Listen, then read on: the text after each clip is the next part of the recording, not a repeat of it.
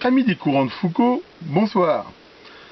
Il y a quelque temps, j'ai reçu de Chine ce petit module qui est un petit module permettant de chauffer du métal par induction. Alors, le chauffage par induction, c'est quelque chose qui est très utile, qui est beaucoup utilisé dans l'industrie et aussi dans le domestique. On connaît toutes les gazinières à induction qui sont basées sur le même principe.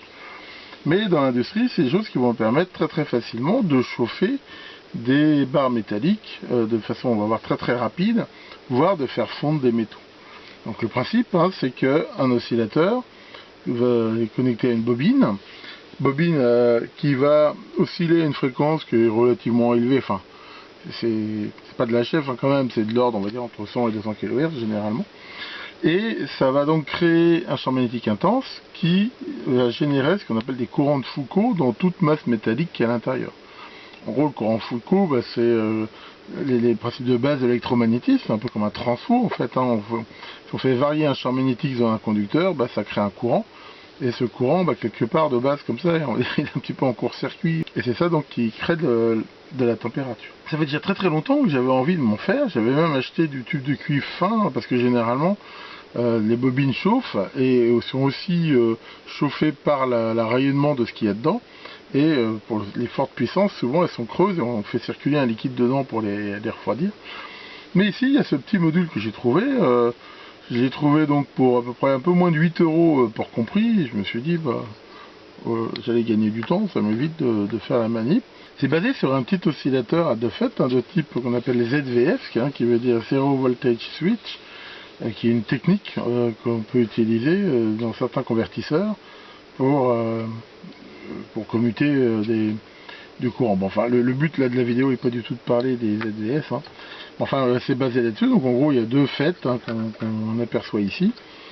Des bobines, là, généralement des bobines de choc, et le tout pour faire osciller à une fréquence de résonance ce circuit en fait LC. Et comme il faut beaucoup de puissance, les condensateurs, souvent on en met plusieurs en parallèle, servent ici à, les appelle tank capaciteurs, capaciteurs réservoirs, c'est eux en fait qui font le système oscillant qui est bien sûr entretenu avec les semi-conducteurs. Alors par contre, pour que ça chauffe, il n'y a pas de mystère, ça consomme beaucoup de courant. Ce petit module, il est donné de 5 à 12 volts, mais d'après mes essais, il ne marche pas très bien en dessous de 12 volts. Et à 12 volts, on va voir qu'à vide, il consomme dans les 2 ampères, et dès qu'on lui met du métal dedans, il monte jusqu'à 5. Donc 5 ampères sous 12 volts, ça fait 60 watts, sachant que le truc n'a pas un rendement 100%, ce qui veut dire que la puissance restituée ici, elle doit être, je ne l'ai pas mesuré, mais entre 40 et 50. Ce qu'il faut savoir, c'est que si on l'alimente par un fil assez long, je viens d'en faire l'expérience, il faut rajouter à tout prix un condensateur. Alors là j'ai mis un condensateur de 470 micros, sinon avec la longueur du fil, là ça fait une résistance et au démarrage il rentre dans un mode d'oscillation qui ne fonctionne pas bien. Donc voilà, là je l'alimente en 7 volts, donc on va pousser un petit peu la lime jusqu'à sa valeur nominale de 12 volts. Voilà.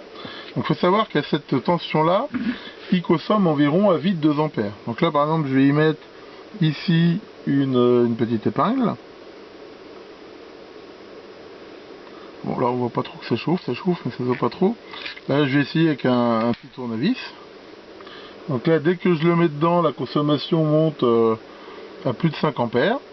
Par contre là on voit que, là je coupe un peu la lumière, et ça chauffe. Normalement j'arrive à le faire chauffer quasiment au rouge. Voilà.